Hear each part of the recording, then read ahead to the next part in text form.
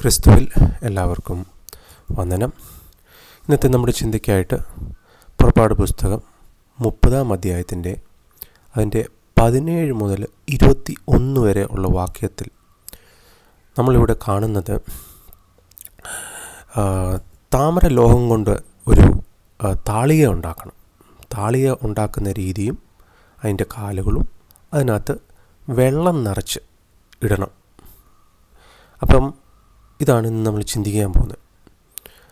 ഇങ്ങനത്തെ ഒരു ഉപകരണം ഉണ്ടാക്കുന്ന ഏറ്റവും കൂടുതൽ ഉപയോഗിക്കുന്ന ഒരു ഉപകരണമായിട്ട് നമുക്ക് പഴയ നിയമത്തിൻ്റെ ദേവാലയത്തിൽ നമുക്ക് കാണാൻ സാധിക്കും. അതും ഇതുണ്ടാക്കുന്നത് വെള്ളം നിറച്ചിടണം. വെള്ളം നിറച്ചിടുമ്പോൾ അഹരോൻ്റെ മക്കളും, അതായത് പുരോഹിതന്മാർ, ഇതിനകത്ത് വന്ന് കൈയും കാലും മാത്രം അതിൽ കഴുകണം എന്നാണ് നിർദ്ദേശം. കഴുകിയില്ലെങ്കിൽ അവർ മരിച്ചു പോകും. മരിച്ചു പോകാതിരിക്കേണ്ടതിന് ഇത് കൈയും കാലും ഇതിനകത്ത് കഴുകണം. ഇതിനെ സ്ഥിരീകരിച്ചിരിക്കുന്നത് യാഗപീഠത്തിൻ്റെയും സമാഗമന കൂടാരത്തിൻ്റെ വാതിൽക്കലാണ്. ഇതിൻ്റെ രണ്ടിൻ്റെ നടുക്കാണ് ഇതിനെ സ്ഥിരീകരിച്ചിരിക്കുന്നത്. ഓരോ പ്രാവശ്യം യാഗപീഠത്തിൽ യാഗം കഴിക്കുമ്പോൾ സമാഗമന കൂടാരത്തിന് ഉള്ളിൽ കയറുന്നതിന് മുമ്പും ഇവരെന്ത് ചെയ്യണം? കൈയും കാലും ഇതിനകത്ത് കഴുകണം. ഇതിൻ്റെ പ്രത്യേകതയാണ് ഇന്ന് നമ്മളൊന്ന് നോക്കാൻ പോകുന്നത്.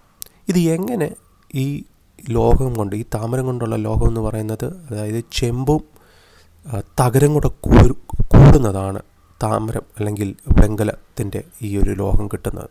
ചെമ്പും തകരവും കൂടെ കൂടുമ്പോൾ ഇതിൻ്റെ വസ്തു എവിടെ നിന്ന് കിട്ടുന്നു എന്ന് നമ്മൾ നോക്കിക്കഴിഞ്ഞാൽ പുറപ്പാട് പുസ്തകം 38:8 നമ്മൾ വായിക്കുന്നു. അതായത് സ്ത്രീകളുടെ കണ്ണാടി.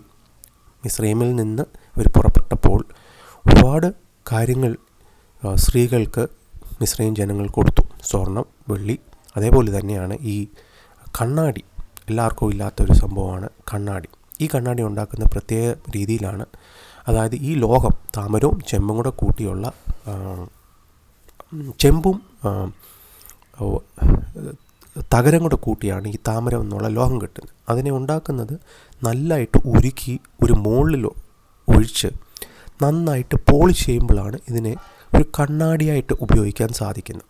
അപ്പോൾ ചില കാര്യങ്ങൾ നമ്മളൊന്ന് ശ്രദ്ധിക്കാൻ പോകുന്നത്: 1, കണ്ണാടി. 2, കൈയും കാലും കഴുകുക. കൈയും കാലും കഴുകുന്നത് ഇതിനകത്ത് ഈ താളികയ്ക്കകത്ത് വെള്ളം നിറച്ചിരിക്കുന്നതിനകത്താണ് ഇവർ കൈയും കാലും കഴുകുന്നത്.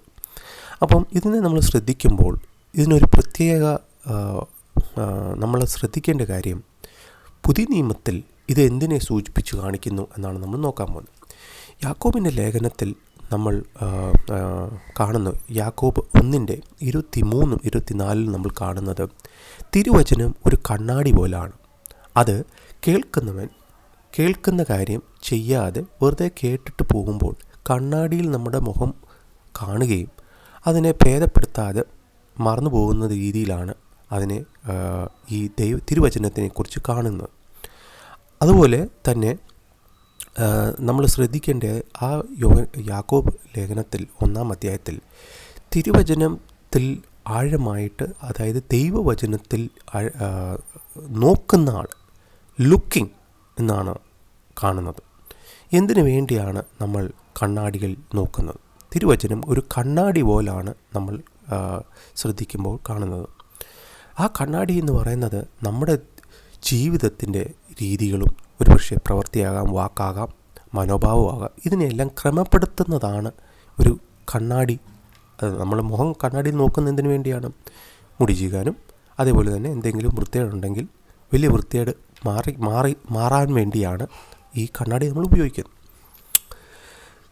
അതേപോലെ തന്നെയാണ് ഈ ദൈവവചനം ദൈവ മക്കൾക്ക് വേണ്ടിയുള്ളത്. അപ്പോൾ വചനം എന്ന് പറയുന്നത് വെള്ളം വചനമാകുന്ന വെള്ളം. അതായത് എഫെസ്യർക്ക് എഴുതിയ ലേഖനം 5:25-26 നമ്മൾ വായിക്കുന്നുണ്ട്. വചനമാകുന്ന വെള്ളം കൊണ്ട്, മലയാളം ബൈബിളിൽ അത്ര ക്ലിയറായിട്ട് തർജ്ജമ വന്നിട്ടില്ല. അവിടെ ജലസ്നാനമെന്നാണ്. ജലസ്നാനമെന്ന് കേൾക്കുന്ന ഉടനെ നമ്മൾ വിചാരിക്കും വെള്ളത്തിലുള്ള സ്നാനമാണ്. പക്ഷേങ്കിൽ ആ വെള്ളത്തിൻ്റെ സ്നാനത്തിനെ കുറിച്ചല്ല ഇവിടെ പറയുന്നത്. വചനമാകുന്ന വെള്ളം കൊണ്ടുള്ള കഴുകലും കൊണ്ടാണ് യേശു ക്രിസ്തു സഭയെ കഴുകുന്നത്. യേശു തന്നെത്താനെ സഭയ്ക്ക് വേണ്ടി അർപ്പിക്കുകയും അത് ആ സഭയെ, മണവാട്ടി സഭയെ കഴുകുന്നത് ഈ വചനം കൊണ്ടാണെന്നാണ് നമ്മൾ വായിക്കുന്നത്. കൂടാതെ ഈ വചനം നമ്മൾ ഒരു കാര്യം ശ്രദ്ധിക്കണം, കയ്യും കാലും മാത്രമേ ഇവരോട് കഴുകാൻ പറയുന്നുള്ളൂ, കുളിക്കാൻ പറയുന്നില്ല, അല്ല ദേഹം മുഴുവൻ കഴുകാൻ അതിനകത്ത് പറയുന്നില്ല. അപ്പോൾ കയ്യും കാലും കഴുകുന്നതിൻ്റെ പ്രത്യേകത നമ്മൾ ശ്രദ്ധിക്കുമ്പോൾ അതാണ് നമ്മൾ യോഹന്നാൻ സുവിശേഷം 15:3 നമ്മൾ കാണുന്നുണ്ട്. വചനത്താൽ നമ്മൾ ഒന്നാമത് ശുദ്ധീകരിച്ചിരിക്കുകയാണ്. വചനത്താൽ ശുദ്ധീകരിച്ചിരിക്കുകയാണ്. ശിഷ്യന്മാരുടെ കാല് കഴുകാൻ വന്നപ്പോൾ പത്രോസ് കർത്താവിനോട് പറഞ്ഞു, എൻ്റെ കൈയും കാലും കഴുകാൻ ഒക്കത്തില്ല. അപ്പം കർത്താവ് പറഞ്ഞു, ഞാൻ നിൻ്റെ കാല് കഴുകിയില്ലെങ്കിൽ എനിക്ക് നിന്നോട് ഒരു പങ്കുമില്ല. അപ്പോൾ പത്രോസ് പറയുന്നത്, എന്നാൽ അതിനോട് മുഴുവനെ അങ്ങ് കുളിപ്പിച്ചേക്കാൻ പറയുന്നു. അപ്പം ക്രിസ്തു പറയുന്നൊരു കാര്യമുണ്ട്, 13, അതായത് യോഹന്നാൻ 13:10, കുളിച്ചവന് കാല് കഴുകിയാൽ മാത്രം മതി. ഇവിടെയാണ് നമ്മൾ ഇതിൻ്റെ ഒരു പ്രത്യേകത ശ്രദ്ധിക്കേണ്ടത്. യാഗപീഠത്തിലാണ് യാഗം നടക്കുന്നത്. ആ യാഗപീഠം കഴിയുന്ന ഉടനെയാണ് ഈ താളിക വെച്ചിരിക്കുന്നത്. അപ്പോൾ യാഗപീഠത്തിൽ രക്തം ചൊരിഞ്ഞു തന്നെയല്ല, ദഹനയാഗം, യാഗപീഠം മുഴുവനെ ദഹിപ്പിച്ചതിന് ശേഷം ഒരു വിശ്വാസിക്ക് അത് ബന്ധം സ്ഥാപിക്കുകയാണ്. ദൈവമായിട്ടുള്ളൊരു ബന്ധം സ്ഥാപിച്ചു. ഇനിയും വേണ്ടിയത് വീണ്ടും ബന്ധം സ്ഥാപിക്കുകയല്ല, അത് പുതുക്കുക. ഈ ബന്ധത്തിനിടയിലുള്ള എന്തെങ്കിലും വിശുദ്ധിക്ക് തടസ്സമായിട്ടുള്ള എന്ത് കാര്യമായാലും അതിനെ ക്രമപ്പെടുത്താൻ വേണ്ടി, അശുദ്ധി കഴുകിക്കളയാൻ വേണ്ടി മാത്രമാണ് ഈ വെള്ളം അവിടെ ഉപയോഗിച്ചിരിക്കുന്നത്. ഇത് തന്നെയാണ് ക്രിസ്തു പറയുന്നത് 13:10, he who is bathed needs only to wash his feet.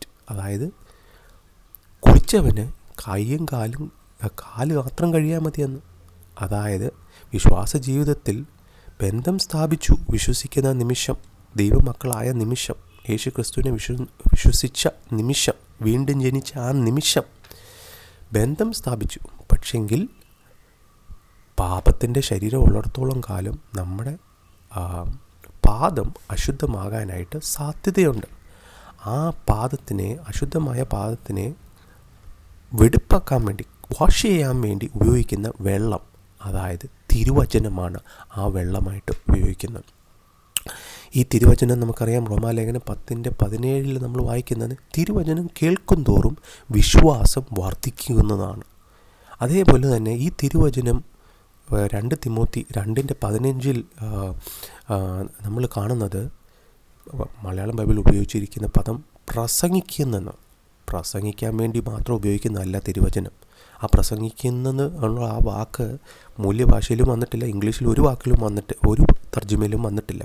അവിടെ പറയുന്നത് സ്റ്റഡി ടു ഷോ, ദൈവത്താൽ കൊള്ളാവനമായി കാണേണ്ടതിന് തിരുവചനം പഠിക്കാൻ വേണ്ടിയാണ് അവൾ പറയുന്നത്.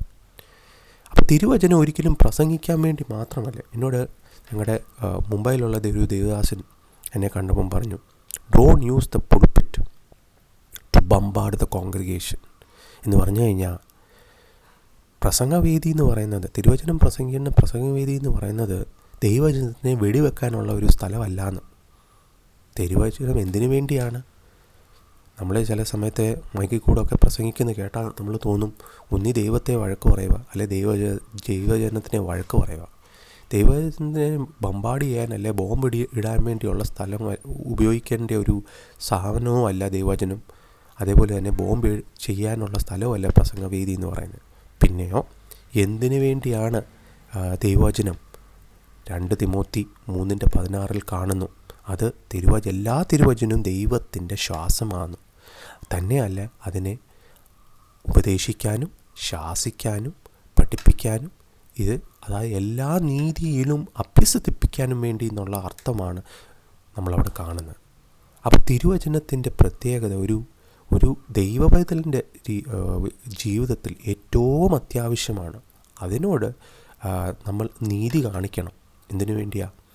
ഈ അശുദ്ധമായ ലോകത്തിൽ വിശുദ്ധിയായിട്ടുള്ളൊരു ജീവിതം ജീവിക്കണമെന്നുണ്ടെങ്കിൽ ഈ തിരുവചനവുമായിട്ട് ഉള്ളൊരു ആഴമായ ഒരു ബന്ധം ഉണ്ടെങ്കിലേ സാധിക്കുന്നുള്ളൂ.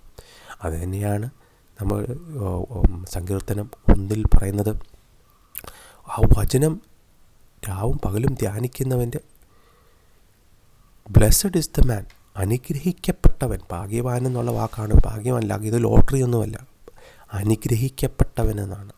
തിരുവചനത്തെ ധ്യാനിക്കുകയും പഠിക്കുകയും ചെയ്യുന്ന ഒരു മനുഷ്യൻ കാറ്റ് വരുമ്പോൾ അലയത്തില്ല, ചഞ്ചലിച്ചു പോകത്തില്ല. എത്ര പ്രതിസന്ധി വന്നാലും ദൃഢതയോടെ ഒരു വിശ്വാസ ജീവിതം ജീവിപ്പാനായിട്ട് ഒരു വിശ്വാസിക്ക് സാധിക്കും. ഈ ചിന്തകൾ നമ്മളെ ഉറപ്പിക്കട്ടെ, ആശ്വസിപ്പിക്കട്ടെ. കൂടുതലായി തിരുവചനവുമായിട്ടൊരു ബന്ധം ഉണ്ടാക്കി എടുക്കാൻ കഴിയട്ടെ. തിരുവചനം ശരിക്കും ഒരു ഒരു ഒരു ലഹരിയായിട്ട് തന്നെ ഒരു ദൈവപൈതലിന് ആയി മാറട്ടെ എന്ന് പ്രാർത്ഥിച്ചുകൊണ്ട് ഈ വാക്കുകൾ ഞാൻ അവസാനിപ്പിക്കുകയാണ്.